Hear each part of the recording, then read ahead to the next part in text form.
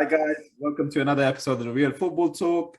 Sorry we've been missing for a while. We've just been busy with family and work commitments, but we're back. We're back. Adil Ramadan Mubarak, how are you? Yeah, Ramadan Mubarak to you too. How's fasting? Yeah, good. Been a long gap. Yeah, it's been a while. Bit excited to get going. There's loads of things to talk about. Yeah, lots of topics. Everything's hotting up. Top four title race at the bottom with like Everton choking. Everything. Yeah, we took a break at like the whole, invasion of Ukraine and Chelsea's, Yeah. we missed the whole bit where everyone was thinking the demise of Chelsea, and now it looks like, oh great, they're just gonna have, instead of 1 billionaire, a couple of billionaires. Yeah. So yeah, we've managed to miss a juicy chunk of the season. It's fine. We'll catch up. Hot topics. We'll slowly catch up. But let's get going. Let's start with the top four race. Let's start with the in-game. Arsenal or Crystal Palace versus Arsenal. What did you make of it? I mean, I thought Crystal Palace literally just bullied Arsenal. Certainly in the first half. Yeah. Yeah, and thing is, Crystal Palace, they've got a real good pressing system, and they got the next Kante, man. That Conor Gallagher is the next Kante. His energy level is like, when I watched him the last few times, I think I watched him in like a recent FA Cup game as well they played, and it's like he actually reminds me of Kante, his energy level. He just doesn't stop running. Even look at against Man City, 90th minute or something, he was still.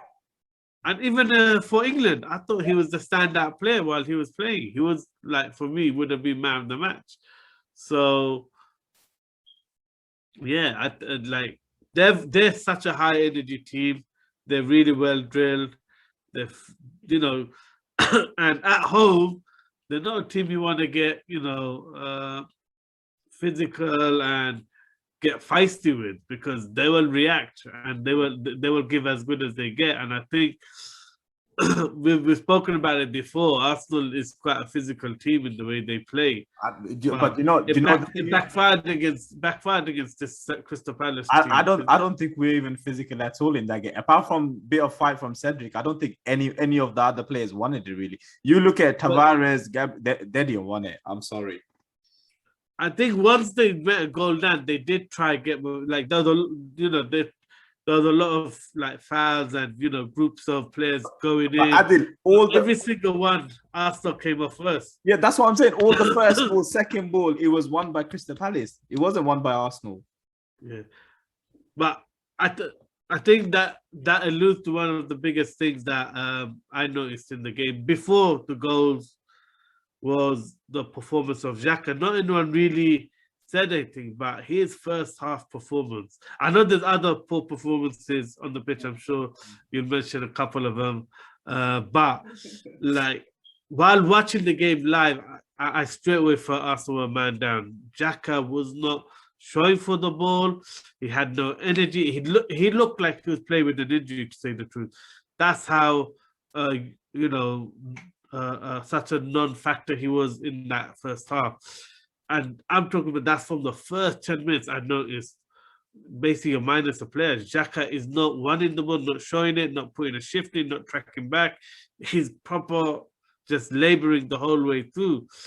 And you're up against, and we already know, Thomas Partey, he's physical, but he's not that type. He's gonna, zip around everywhere. He's that, he's the Berbatov of defensive midfielders.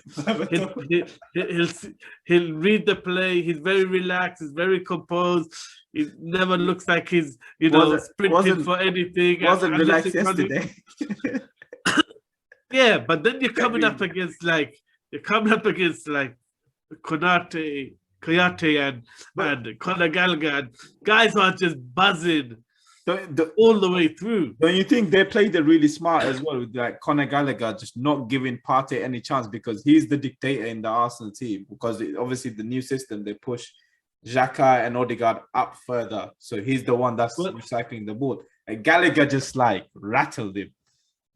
Yeah, but the other thing that I thought was crucial is also, and this is the thing, Gallagher is phenomenal in his energy because he then, whenever the ball went to the defenders, whenever it went to White, he was on him like the striker. And you got Mateta going to Suarez. You got they literally leaving Zaha chilling, relaxing, not really bothering with the press. And they got Conor Gallagher doing two jobs. He's pressing the midfielders and he's pressing the centre backs.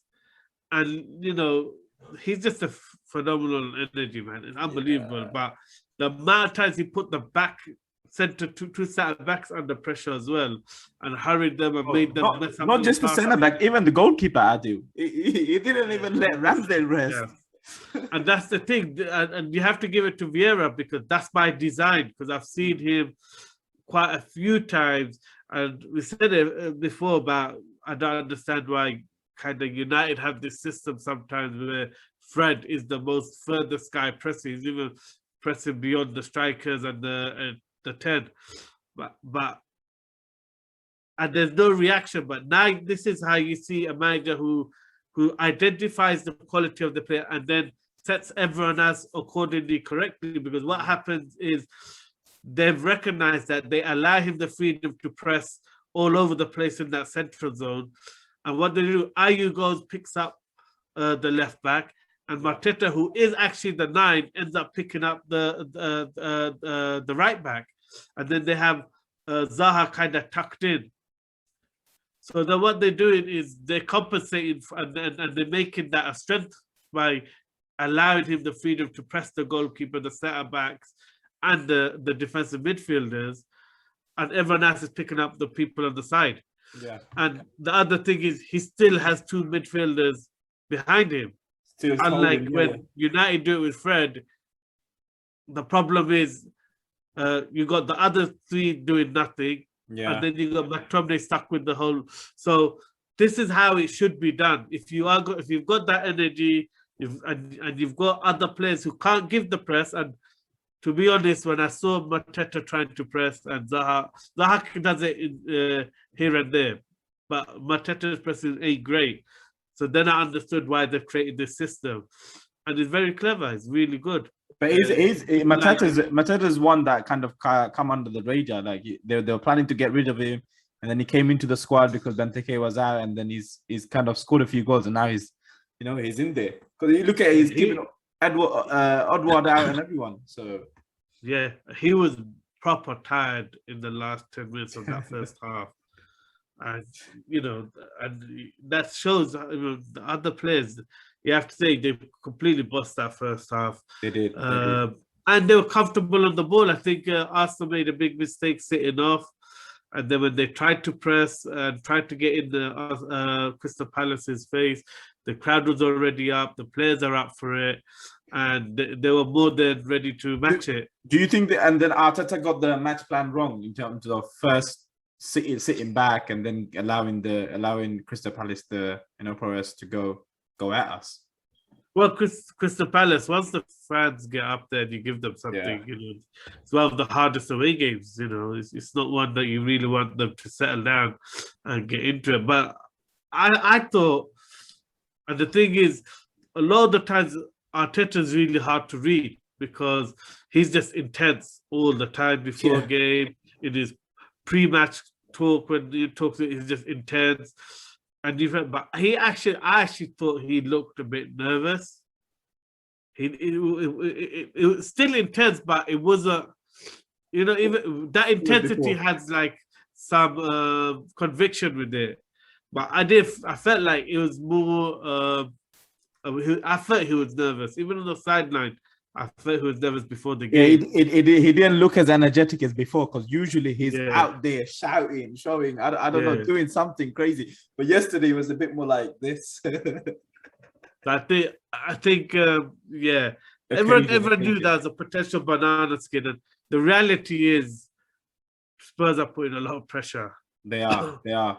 But I mean, you knew that these away games are going to be Arsenal's downfall because you know how many away they got. You knew they had Aston Villa. We somehow rode through that. Then now, obviously, Crystal Palace. You got Southampton away. You know that's going to be hard. Chelsea, and then you also got Tottenham.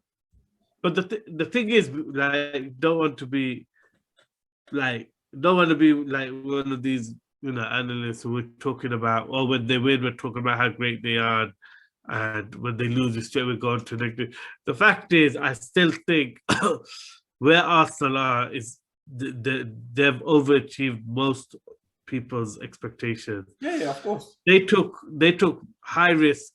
I still can't, like, I have a lot of respect, because I thought they were going too far. Like, I understood clearing the decks and getting rid of the bad apples and getting your own, but I felt they'll maybe replace it with players who don't have enough talent. I still kind of do feel that. I still do feel a lot of Arsenal's win is more down to the system and the quality of Saka, but more is how well drilled they are rather than real individual flair. I accept once they go 1 or 2 goals up. Recently, they have been, starting to play really good, nice attacking football after that. But normally, up until that first game, I always feel like it's a cagey game. You never feel like they're really the dominant team. You just feel like they got some control of it, but they're not really creating. So I was always worried about it. I felt Aubameyang is too much risk. But you have to rate them, because at the end of the day, they've gone with it. They're planning long term. They're not, and they're potentially the rewards. But that's the one question mark we had, was if anyone put pressure on them, what happens? Is the lack of experience going to now start to show? Because who in that team has really won stuff or led a team to win things? It's such a transformation of the team. The only leaders are Xhaka, Partey, and Lacazette, who, let's be honest, Lacazette was a bit part player for most of his time there. Yeah. Only now, out of necessity, he's become the starter, and his contract's running out, which to give him credit, he's still giving his all. I questioned whether I think he's doing a lot. I think he's doing a lot. He is because he's playing physical, and I questioned that, but it just shows how professional he is. But there's Xhaka, you know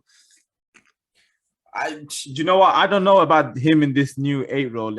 I never kind of agreed with it when I saw it, and I still don't. It just doesn't suit the guy. And if you're seeing that, obviously Tavares is very nervous and is getting done every single time, why not get Xhaka to just drop in until you ride the wind? Just to be a bit more secure. He still was pushed up. I think he was just tactically a bit wrong as well. Yes, I think. Arsenal fans' worst fears are there, because Tottenham have got their act together, because they've had quite a lot of time in the training ground with Conte, and you can tell the mentality of the players has changed.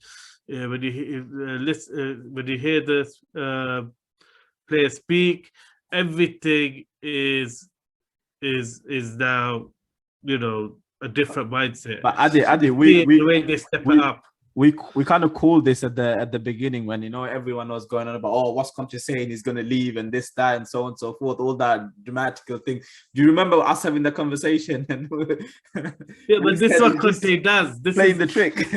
he questions the club's design, questions the players' design. He mentally really puts you through a lot, to get to his level of intensity. And that's how he develops you. That's how he develops your mentality. There ain't many managers that can go into clubs and change the mentality the way he does. That's why he's a winner. You know what the killer thing is? Son, Kuleveski and Harry Kane look like they just bonded all of a sudden again. But I think the whole system just looks like they all know what they're doing, when they're meant to do it. The test will be when they play away from home, because, having the 3 attackers. But that's the good thing with Kulusevski, is he's such a hard worker. He's such a hard worker that he does come back and help out, and he does his, fair share. So, now it's going to be a real question mark of the leadership of the Arsenal team and the young man. And Arteta, I liked what he had to say. He goes, it's all good being on the boat when you're winning. Now, can you stay on the boat when we've lost the game? So he's also challenging them. I think that's the right thing to do because ultimately it's still in Arsenal's court. They still got game in hand. They still, You know what I think about that game in hand? I think they got favorable fixtures. No, not compared to Tottenham. No. Okay. No.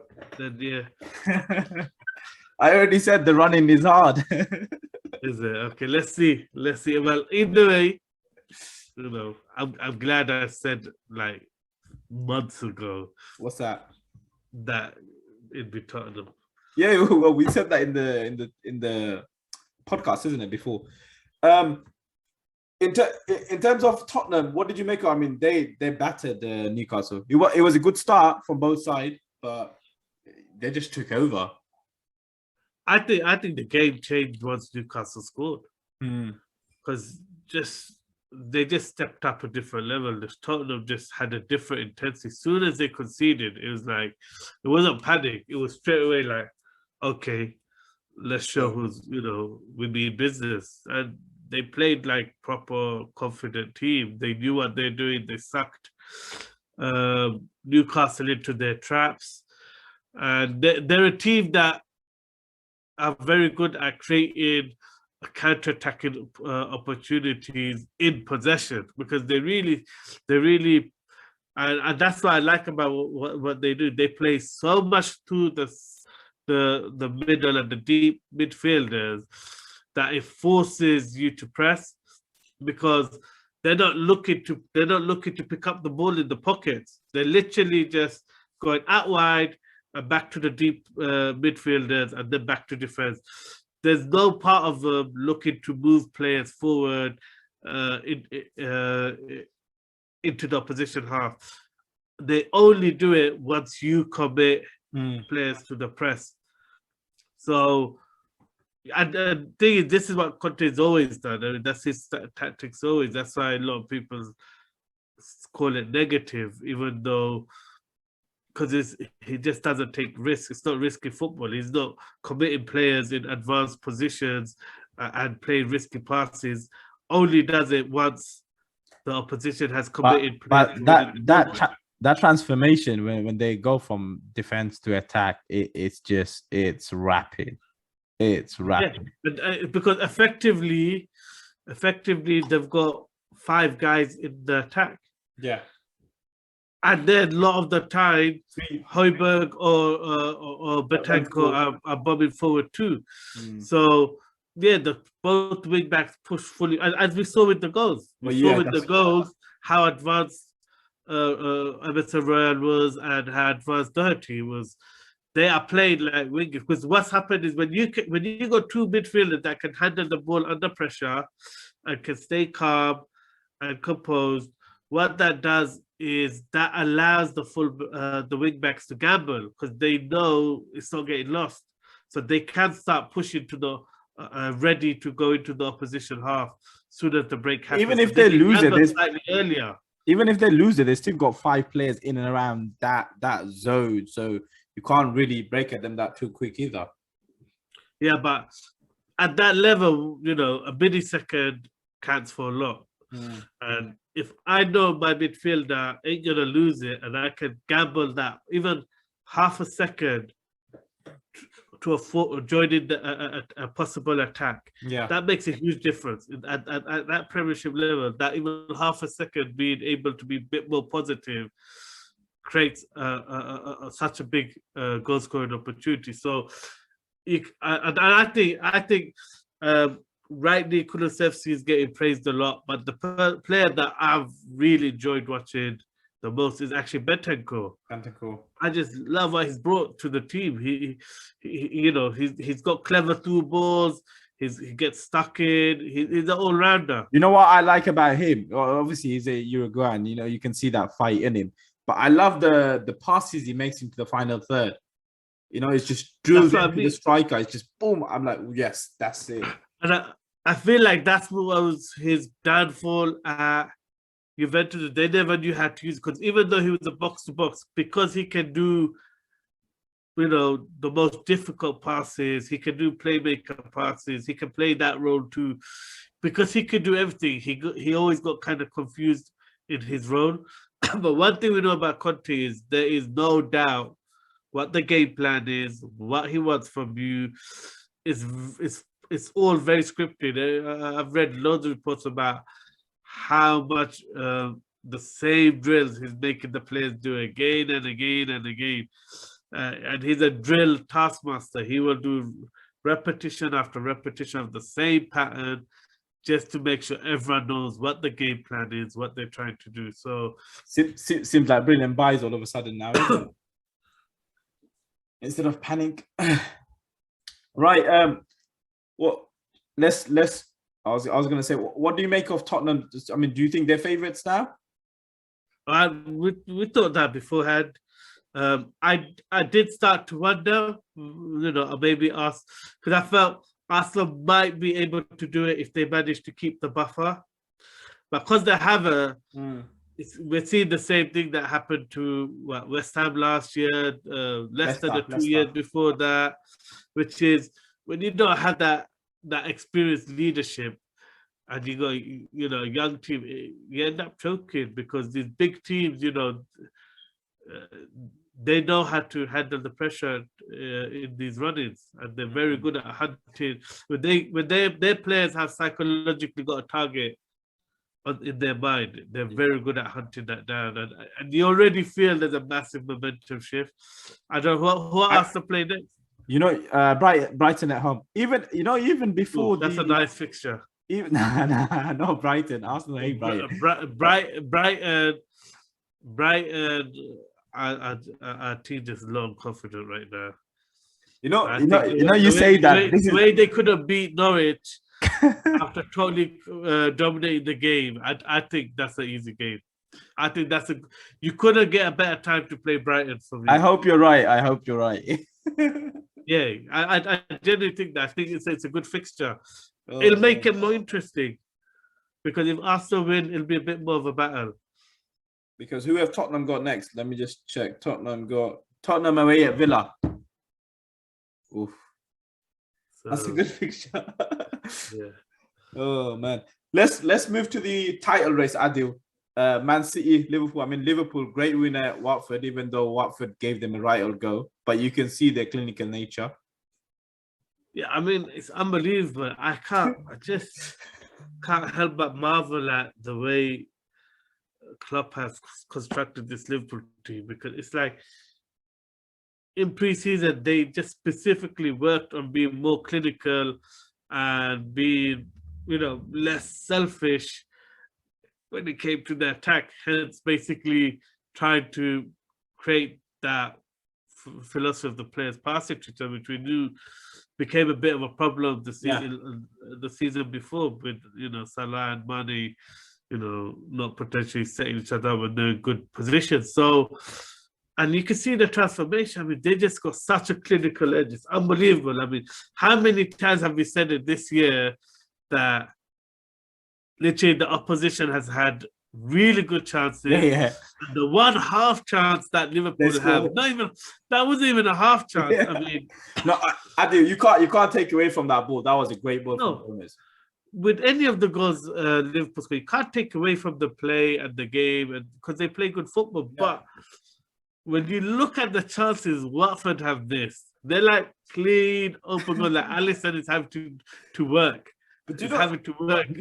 What's amazing about this Klopp side, is the amount of time you see like Alisson make this 1-on-1 save, and literally they'll go around the corner and it's a goal. Literally that same attack, it's a goal. And it hasn't happened once. It's happening consistently. And I guess which team used to always do that? Alex Ferguson's United. They used to always do that, where you miss a chance and you know. knew you're gonna pay for it. You know you're gonna pay. But every player is thinking, damn, we're gonna pay for missing that chance. And it's like that with this Liverpool team now. You know that same. And listen, mate, I straight away goals. felt, you know what, they're gonna go and score, innit? Liverpool are gonna go and score, even though they're not playing, they're gonna go. And guess what? Jota comes out of nowhere. It's like, have you seen the stat about Jota and headering? Yeah, unbelievable. Unbelievable. And he's not just doing the thing is he's not just doing that for Liverpool, he's doing it for Portugal as well. Like I was saying to a friend of mine, that once Ronaldo retires, he's gonna have to worry about his stats, goal scoring stats for Portugal, because I'm telling you, when you watch the 2 games Portugal played, and the movement they both make are the same. I mean, the amount of times they get in each other's way when they play for Portugal is because Jota's movement is very similar to Ronaldo's. Obviously, but Jota adds a lot more other areas to the game that Ronaldo doesn't currently with his age. But it's unbelievable. The movement around the box is so similar, and the amount of times they get in each other's way. I've seen you've seen it in the Euros even. Same thing. Even in the Euros, they got into that way most of the time. At that time, I thought quite a few of them Jota was a bit greedy on. Yeah. But now they haven't got that, so they're sharing it out. But still, you just that makes you realize once Ronaldo's not there, Jota's going to be scoring so much for Portugal, and he's scoring headers for Portugal too. So I just think, I mean that's big mentality, and you get across. And the thing that I found frustrating was the pundits. I think it was BT. The game was on. BT. They were blaming the right back for not staying tight on who? I think Firmino. So they're blaming him for not staying tight on Jota's run. And that's where I realized that's where players and coaches they don't understand the game, because for me, Kiko Firmino, actually Firmino or whatever he's Kiko Firmino, yeah. Firmino, he actually allowed the goal to happen by trying to stay tight and follow Jota, because if he held his line, Jota was offside. And that's where a coach will say, no, yeah, you're right. Firmino made a mistake. The mistake was trying to follow the run, because he can see the line. He can see Jota is now in the offside position, so don't follow him. And that cross that goal is ruled out because he's offside. Yeah. And the player, what Rio Ferdinand and all the players and the pundits are seeing is, oh, if he went tighter, he could have got to it first. But you can't get, he's not going to outpace Jota. When the guy has the run on you, when the guy has the run on you, you're not going to beat the guy. There's nothing else you can do other than play offside if he has gone beyond the...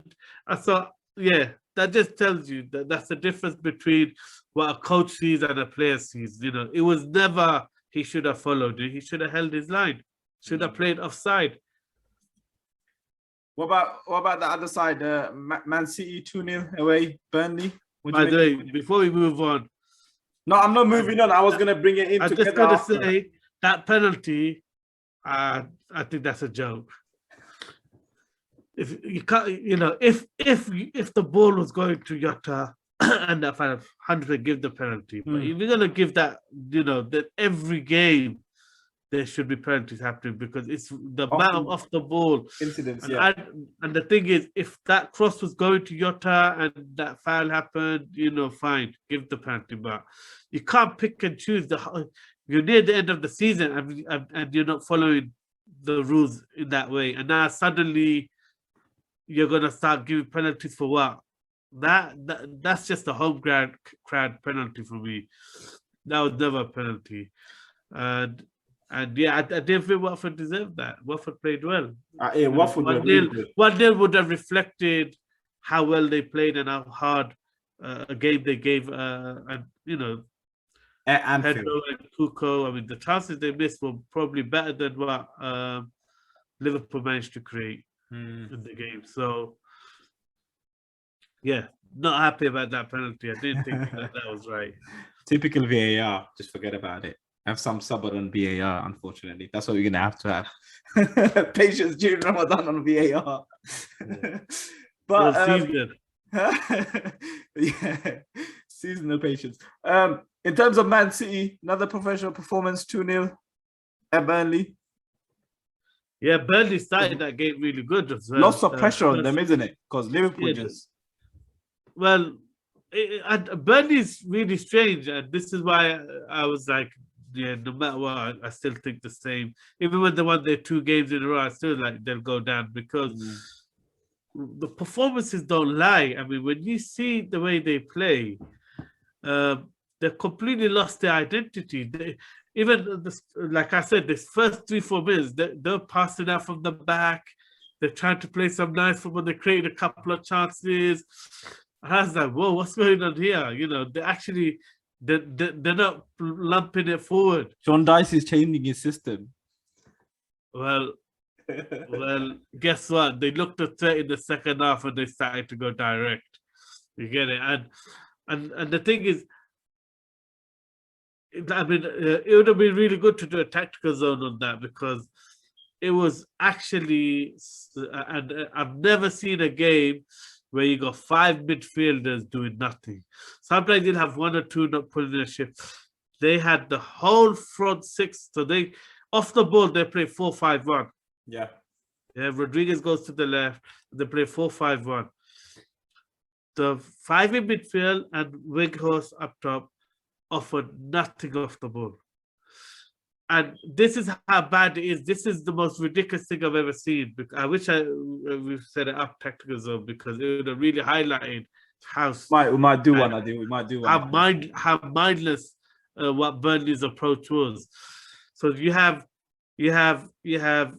Walker, you have the 2 centre backs, and you have Rodri. So you got 4 players in kind of like a diamond. Yeah. Towards the halfway line. Yep. Then you had Weghorst in between, in the middle, and then you had the 5 midfielders. Guess what? There was no midfielders in front of any of the midfielders of the Burnley team. It was 6 against 4 along the back. Every single time, I couldn't believe, and they played their back 4 narrow. So you got Cancelo, you got Grealish, you got Foden, you got all 6 of them on a line across the whole pitch. Guess what? The 5 midfielders are in front of every single one of them. And guess what? They're not even pressing the 4 players. So have you ever seen a situation where you got 4 players occupying 6 in your defensive half? I've never seen a setup like that. That first half was so strange to watch the setup of Burnley's. I couldn't understand who leads 6 against 4. Do you know? I think he was maybe trying something. You have 6 players and they're not even pressing the 4. I think he was trying something new. I don't know, man marking or something. Yeah, it's called you know, just beat us 2-0 and not 6-0. Basically, yeah. I would say that's giving. Right, don't go for the kill. It worked because I think they subliminally submitted Man City into just staying onto that relaxed training mode. Not get up the gear. Yeah, because they didn't go for the kill. Yeah. Because they got this is the crazy thing. They got, I think, Benfica, Liverpool, but No, they got Atletico. Sorry, Atletico. I'm talking about Liverpool. Atletico, Liverpool again. Yeah. What a week. Big four games. It's set up perfectly, isn't it, Adil? And oh man, this is gonna be a crazy year. Could you imagine them stopping each other from winning like quadruple or double or treble? Oh, it's mad. But that's why, you know, widely regarded as the 2 best teams in the world currently. Yeah, I would agree with that because no one else is playing to their level of consistency and efficiency. No one's coming remotely close. Yeah, sorry, my light's gone off. Yeah, no one's coming remotely close to it, you know, and yeah, I mean, we're lucky to see, you know, 2 such good teams, you know. Adil, big question. Who's gonna win it? Momentum or Which the one? Which one are you talking about? The Premiership? Premiership? Yeah, I mean, I don't like this. This is one where I think it kind of depends week on week because it is literally a momentum thing, and Liverpool have the much harder fixture list, um, and obviously City has a really good run in. When you look at their run in, Yeah. I think they only got one. I think kind of- Liverpool still got what, United and Tottenham as well. So, and they got Everton. Don't forget Everton yeah. is still a derby, you know. So yeah, even though even You though know what I was gonna yeah, say. Come on. but you never know. It's still a high tension game. It's high. It's no. It's still more than a normal game. Oh, So Liverpool. So standard this game. is Liverpool's Premier League games next. So they got Man City away, Then United. United at home, Everton at home, Newcastle away, Tottenham at home, and then Aston Villa away. So I suppose good thing is some of those Oh, difficult ones are at home. they also got Southampton away as well. So yeah, so that's what I mean. I think they have a really hard fixture. When you look compared to Cities, is just like Yeah, as City. easy as it gets. City's I think only they one got is probably West Ham away. yeah, with West Ham already, we know they're not taking points off the big teams, are they? So they end up losing those games. So Well, they got Wolves as well, so that might be an interesting one. Still to become. yes, I think I genuinely think it is down to like who's playing who, and it literally be a momentum thing. Like because can you imagine if we think about it, yeah.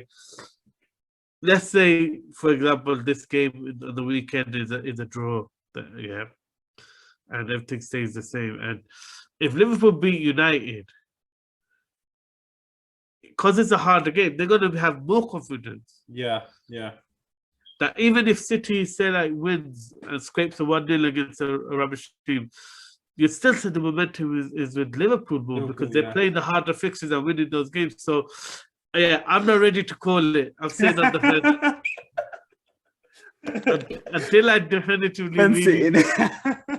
But do you think if either side wins that game, do you think it's done? Nah, I don't. I really don't. Because that's how they're playing it.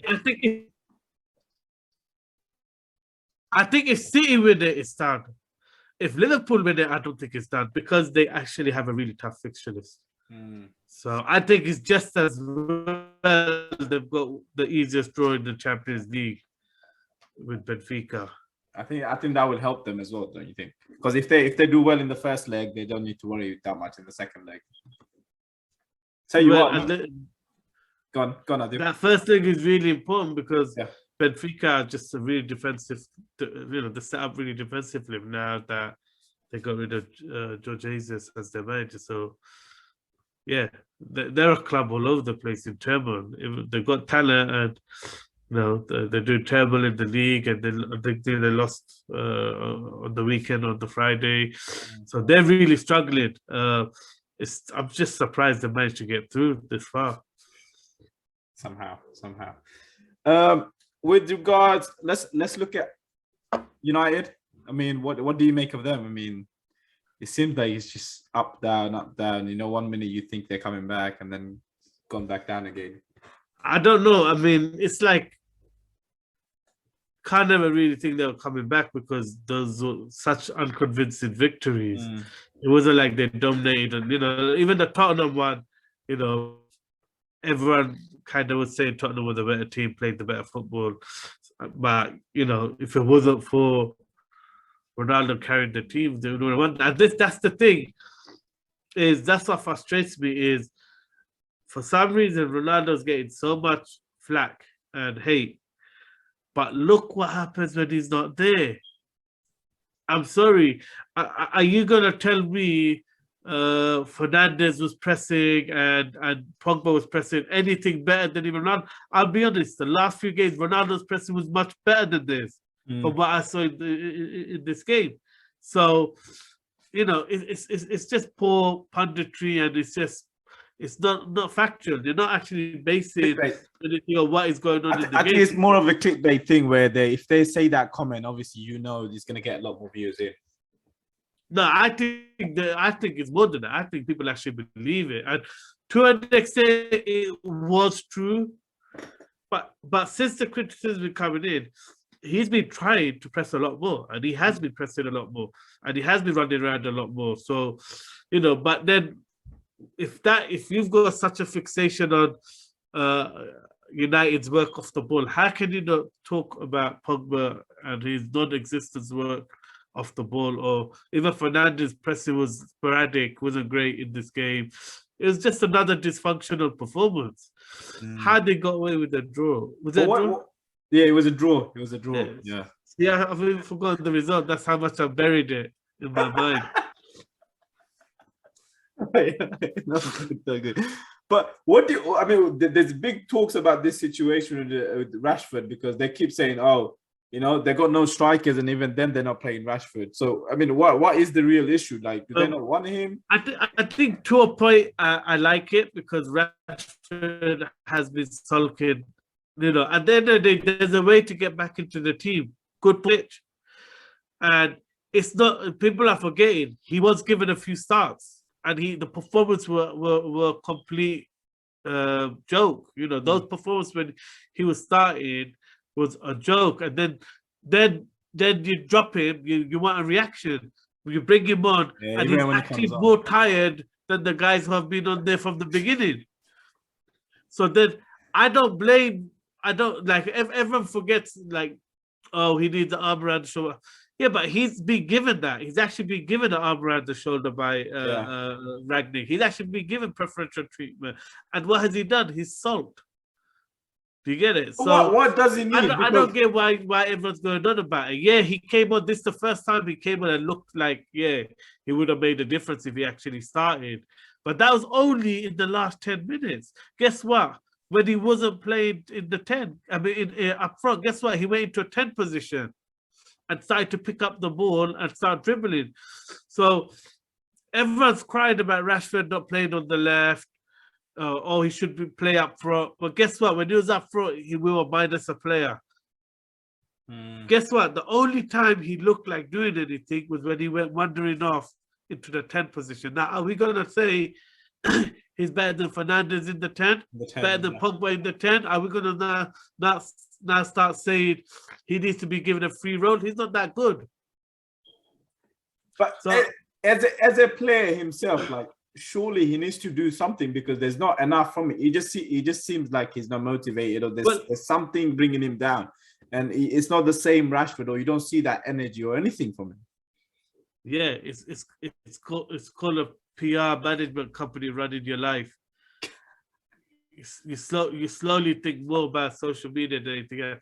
And then let's be honest, why is so hard? So is there a loss of focus? Is that the problem? Yeah, it's not his mind is on the football. You see, after every game, he's got something to say. Soon as someone criticizes him, he's got something to respond to. At the end of the day, you can be off form, you can be not in confidence, you cannot, that's fine. Everyone goes through dips. But sulking and not running around and not putting the effort in is not acceptable. You never made, for me, Rashford never made it that big for him to be able to go on like one of those stars that doesn't put a shift in. He's not like Hazard when he was carrying Chelsea. Do you think the British media has a part to play in it? Because, like, you put players into such a pedestal that, they think they're bigger than they are. But I don't understand that, because let's be honest, if that was the case, then he got humbled by Southgate when he was barely used the whole tournament. Even when they were desperate for goals, they were bringing him. They brought him on as a token gesture for penalties, which he messed up. So for me, if you're a real big time player, that should motivate you. That, hold on, you're the darling of the whole country and the press. your social media and your marketing profile is bigger now than any other England player. Yeah, you know the manager did not rate you enough to play you. And we're talking at international level. Yeah. Shouldn't that have motivated him to be, you Hungry know, this season, yeah, to hungry this prove a season? point. Furthermore, he's no longer in the English squad. So what are you sulking about, really? I don't understand. His performances have been that terrible, have been that bad. His attitude has been that bad.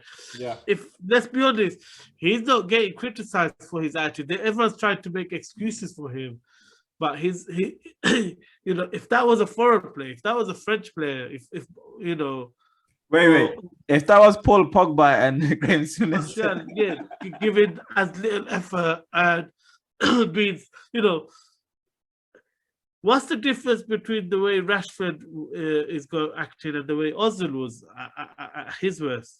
There isn't any. I mean, the guys, some of his performances have been ridiculous. So I don't get it. I don't get it. But the only thing I would say is the last game, that last 10 minutes was the first time he showed he wanted something. And yeah, if he carries on with that attitude, put him in the starting lineup. You know, he's showed enough in that 10 minutes when you gave him a free role to just do whatever he wants. He showed enough in that 10 minutes to show he's better than, you know.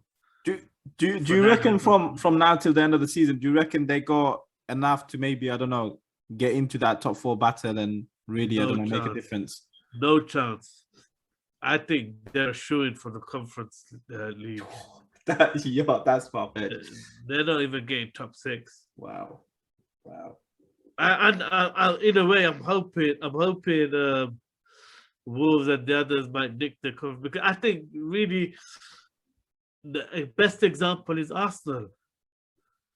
Arsenal did lose their way. They were a team that, as Van Gaal called, become a commercial club, all about signing names and commercial profile.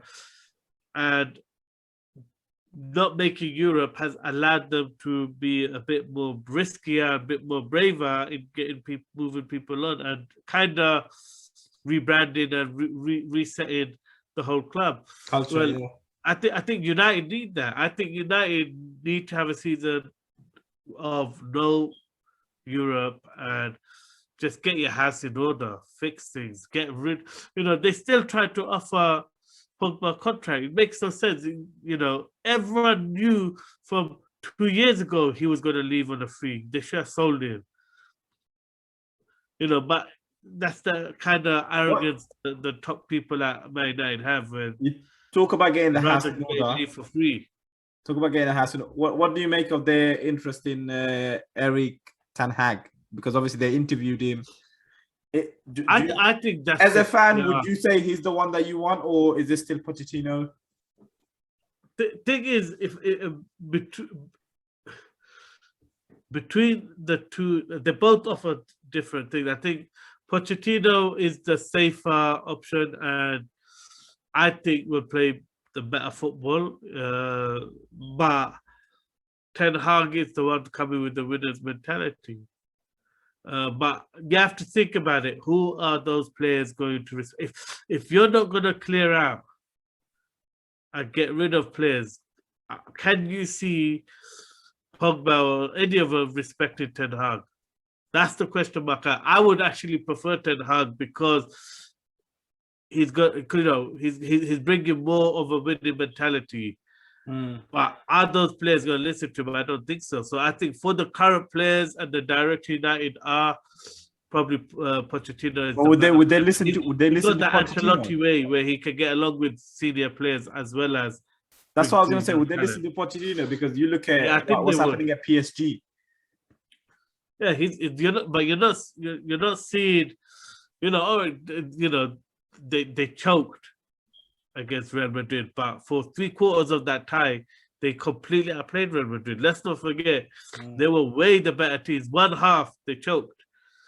You know, you can't blame that Pochettino. Well, you can in terms of whether he's got those players mentally at a place where they can handle those type of pressures. But he's not. It's not like he's falling out with any of the stars. They all like playing under him. It's fine, So I think he's okay with big stars and getting them to. But yeah, if you ask me, I'd prefer Ten Hag, but I'd prefer us getting rid of a few players, big names, and sorting out the back room more than anything else. And that's the thing. If you look at all the teams that are doing well-ish, they've got football people running the club or ex-guys. That you look at Chelsea, Czech is such a big part of every decision that goes on at Chelsea. Now, It's making sure they're recruiting players that meet the Chelsea standard. With Barca, you don't need that because Bergisteren and Pep have a long relationship together. He knows exactly what Pep wants, so he knows the quality and the standards that's required to be a City player.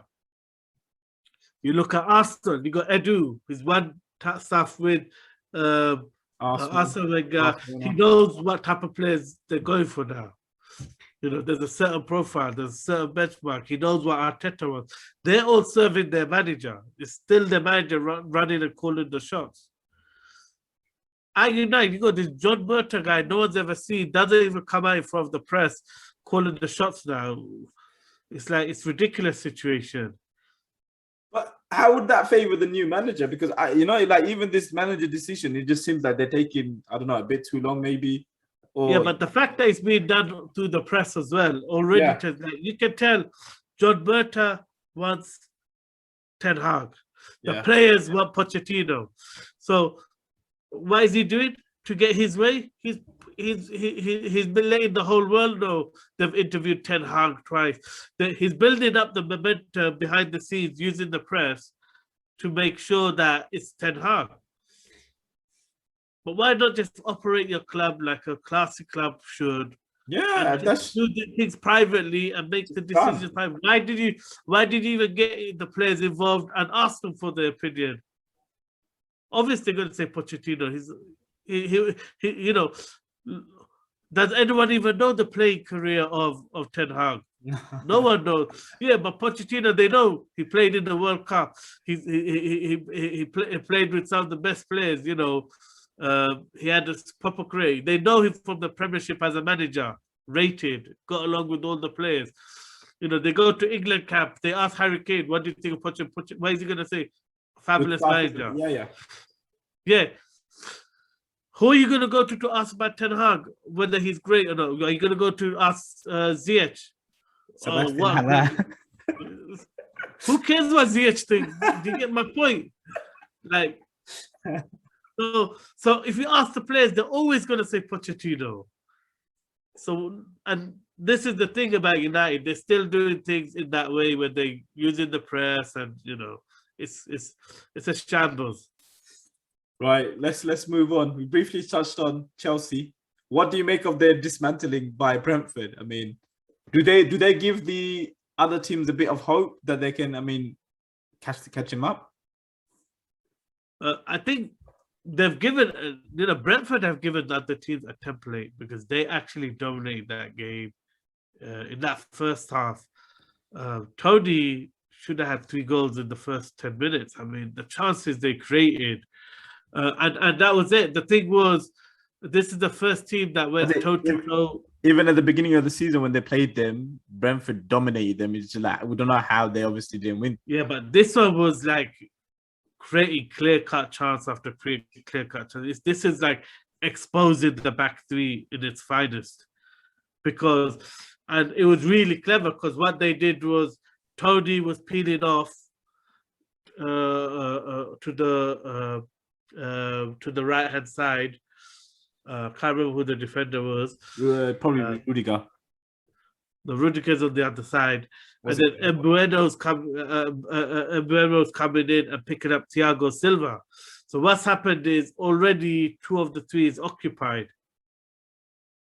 They occupied the 2 of the 3, and then any round in between, all the rounds were in between those 2. So then who's going to pick them up? The third one. And what really helped was the fact that Loftus-Cheek was playing at the base of the midfield, and he's good. He only works when you're dominating possession, because he's a ball playing midfielder. But as soon as you're asking him to do the defensive side, that's when you're going to catch him out, because ultimately he's a 10 converted into a CDM. He's not a fully fledged CDM. So they exposed that, and it was a really good template. They really did expose it. And I have to say, thoroughly deserved win. I mean, Chelsea got some hard fixtures as well coming up. I mean, they got United away, still Southampton away, Arsenal, West Ham. They got Everton away, Wolves. Yeah, so basically, if teams are going to be brave like Brentford, then they can have a chance. Otherwise, the thing is, the Chelsea system is such a sucking the light out of you. Yeah, it dominates the possession, dominates it. All right, they don't create clear-cut chances, but they got enough special players to just, get the odd goal and then open up the game. So gotta mention. I don't know. Gotta mention. I'm not quite. Sorry, it was a poor performance, but gotta mention that strike from Rudiger. Woo. Yeah, yeah. But like I said, he has enough attempts in the season to finally get one, and he's been close. He's been close on other occasions, so he's got that in his locker. I mean, what a strike, going like a bullet. That was, but I think they got carried away because of it, and I haven't seen Kante play as bad, ever. That was the first time I thought, oh my gosh, I've never seen Kante play so frazzled, like amateur performance. Really, everything he did was a mistake. On the ball, off the ball, Fasting's getting the wrong man. Getting to nothing. I don't know what it is, but he was certainly confused, and shows how important Kovacic or Jorginho are, because it's like those two are the main key. They're the ones who can. And as soon as you took both of them out, you saw what happened. It just did. They just looked complete all at sea in midfield, and hence why all the goals came from third man runs, and no one tracking those midfield runs. A lot of the goals came from those really good brave play. Gotta mention Eriksen.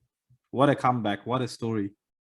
Yeah, I mean, his goals for Denmark was quality, and then this one was amazing. But he's found, the thing is, he's found the perfect club because of the way Brentford play. Brentford want to keep the ball. They want to play 1-2 touch football. They have numbers in midfield. They pack out the midfield zone. Yeah. So, and they allow that midfielder to be free. They allow him to pick up pockets. So, he's handpicked a club that really actually suits his style of play, because they allow him to just pick up and wander off forever, because everyone else knows their roles. And it's the perfect system, perfect team for him. And I think he's excelling because he's part of Brentford. He's an amazing player, but the impact he's having is stronger because of the system Brentford play. And he's more influential in games because of the system they play. Yeah, 100%. In terms of Chelsea and the ownership, I mean, what do you make of this? Do you think who's going to get it? I don't know. It's a billionaire. That's what I'll say. A couple of billionaires. It's not going to change anything. It's like Tuchel said. Do you think do you think their model will change, or do you reckon they'll be the same as? Nah, because I think they're gonna pick someone that is not gonna interfere with the model. I think that whoever is gonna get it is gonna pay top dollar, and is going to have to agree to run in the club the way it is. Yeah, they're not gonna go with anyone who's, because they're Chelsea's like a mafia, man. You just don't mess with them, innit? Those other directors and board members who make the day-to-day decisions are just as ruthless as Abramovich. So they're not gonna wanna let go of what they've built, man. True, true. Right, let's move on to a former Chelsea superstar, Frank Lampard and Everton. What do you? Why are you so happy you're laughing? I'm not. Your face, you're laughing. It's just making me laugh. I just smiled. It's No, Everton. I mean, what do you make of them? Because they're really struggling. Did Frank pick the wrong job? No, I think that's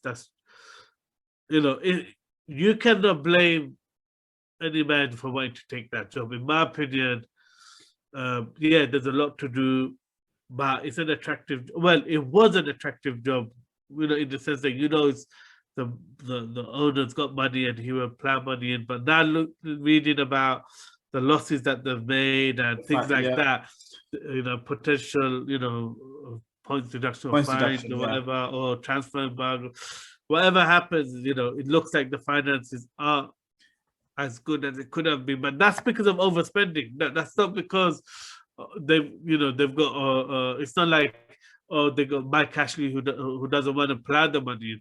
It's actually because they got a guy too generous and he's giving it to some really not so smart football people, and they've wasted the money. So yeah, I don't blame Lampard. But the question is more, did it make sense for Everton to go for Lampard? It's the other way around. I don't think you can blame a manager for taking that job. I mean, that's still a big job. Do you reckon he's got what it takes to pull them out of that position? They got a big. But that's the thing. That's the risk. That is the risk that everyone's seen now, because at the end of the day, you see it. I mean, you see his disgust on the sideline. Every time there's a misplaced pass, every time it reminds me of how Henry used to react when he was managing Monaco, where everything would discuss, because he's comparing to what he's used to, the levels that he's used to in his own ability, and the teams he's played for, and the teammates that he had. So some of the things he just can't fathom. Like there was one where the ball was just kicked straight out of play, and he just turned around, looked at his bench, and he does it all the time. Where he's just turned around and he's not saying anything, but you can just feel the disgust that, oh my gosh, these guys can't do the basics. Like, how can you not be able to make that pass? And that's passive pressure. That puts pressure on players when you can't meet. When you don't believe you can meet the demands and the standards of your manager, because he's such a great player and such a good player. And it's not that every good manager does that or naturally does that to their players, but he clearly does with the way he reacts. You can tell that, and it reminds me a lot of like how that Monaco or Henry situation, where you just feel like he's biting his tongue all the time. There's the odd time it comes out in a rant, like last time when he said can't keep spoon feeding these players.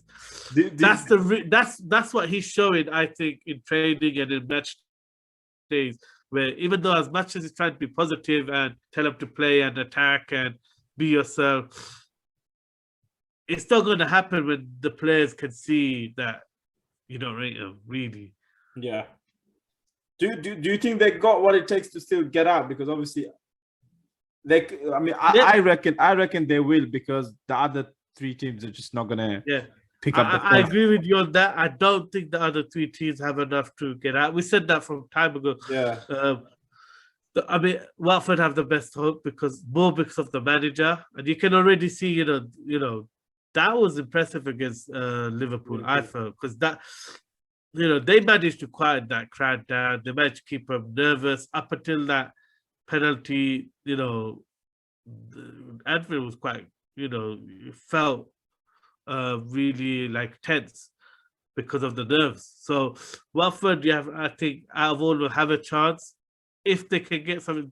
The only reason why I don't think they're going to do it is because they don't have a striker. Ultimately, who's going to score even 5 goals from their striker? Dennis might. But other than that, Pedro ain't gonna. You saw he missed the easy 1-on-1. He ain't gonna score. Who's gonna score for the goals?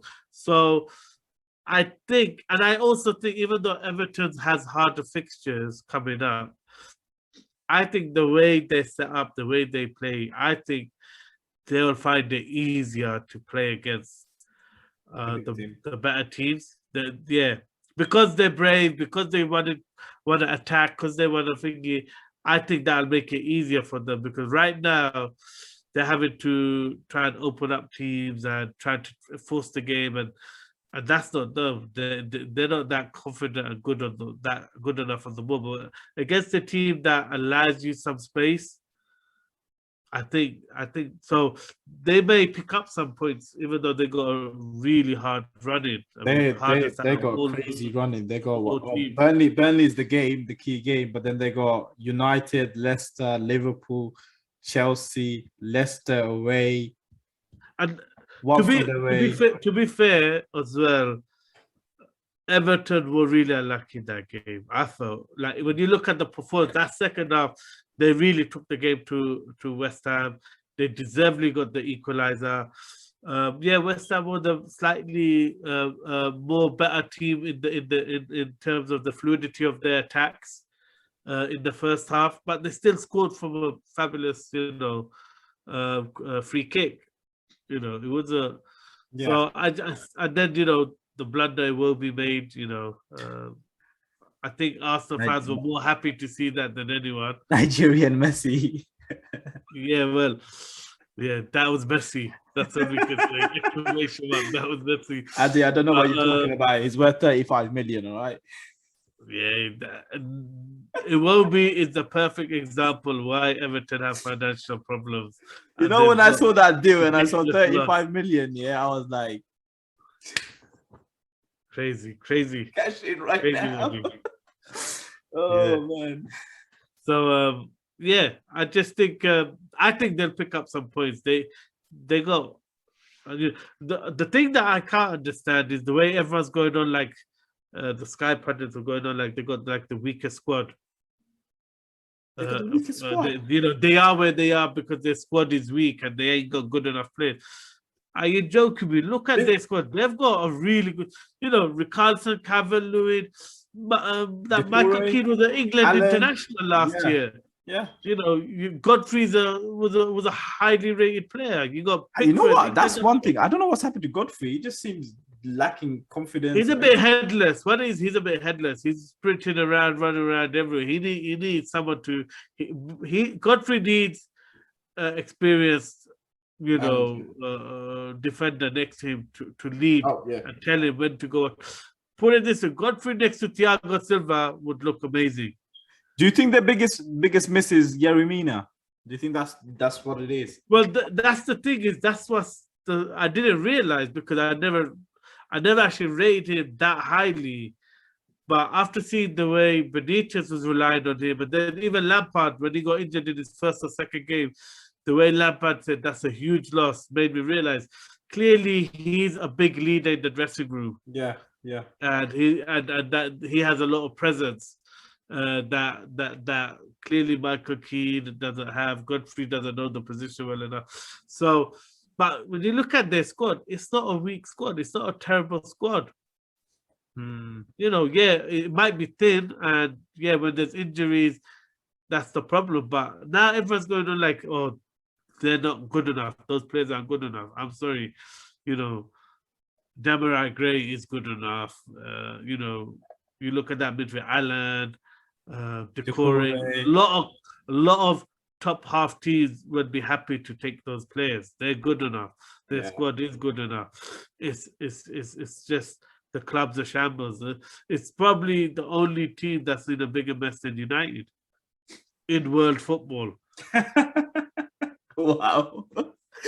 Wow, what a way to end the Adil, thank you for coming on. For those of you watching, thank you for watching. And as always, please do like, share, subscribe, and we'll see you soon.